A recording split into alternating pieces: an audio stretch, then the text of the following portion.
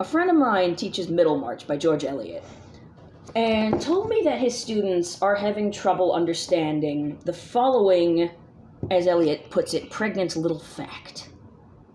Your pier glass, or extensive surface of polished steel made to be rubbed by a housemaid, writes Eliot, will be minutely and multitudinously scratched in all directions. But place now against it a lighted candle as a center of illumination, and lo, the scratches will seem to arrange themselves in a fine series of concentric circles round that little sun. It is demonstrable that the scratches are going everywhere impartially, and it is only your candle which produces the flattering illusion of a concentric arrangement, its light falling with an exclusive optical selection. These things are a parable, this is still Eliot.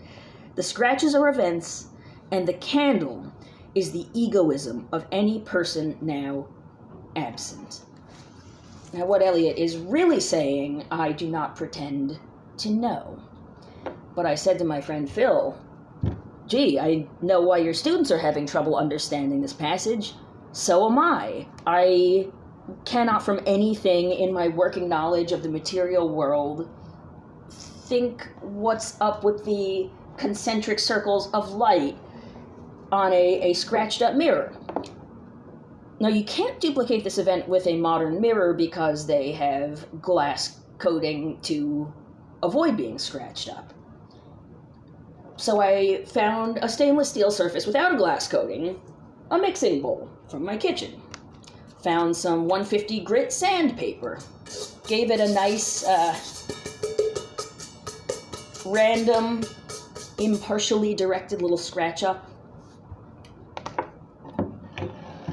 You can see that the scratches do in fact go in all different directions and do not have one concentric circle specifically prepared.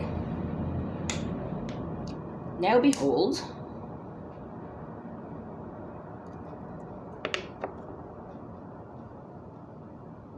there are Eliot's concentric circles. It's the scratches, not the reflection of the candle. It's the way that the candle is lighting up the scratches which go in all directions. So now that I actually see what Eliot is talking about, it is not only going to be easier for me to figure out what she's saying about the characters, but also it's beautiful, it's interesting, it's compelling, it's tactile. It's not even just visual, it's about scratches, it's about material, it's about materiality. What would life be like if in our classrooms we always had the material ready to hand in our discussions of the literary, and perhaps vice versa? What would it be like if craft schools where you go to learn an artistic skill and humanities classrooms where hypothetically you go to learn but you end up going to get a grade, what if these were brought closer together? What if they were more alike? This is something that I hope to explore and learn more about in this next phase of my life, and I hope that many people who I already know and who I don't yet know will join me in this and be my collaborators and adventurers. As far as I can see it, this is the way forward. So, more soon.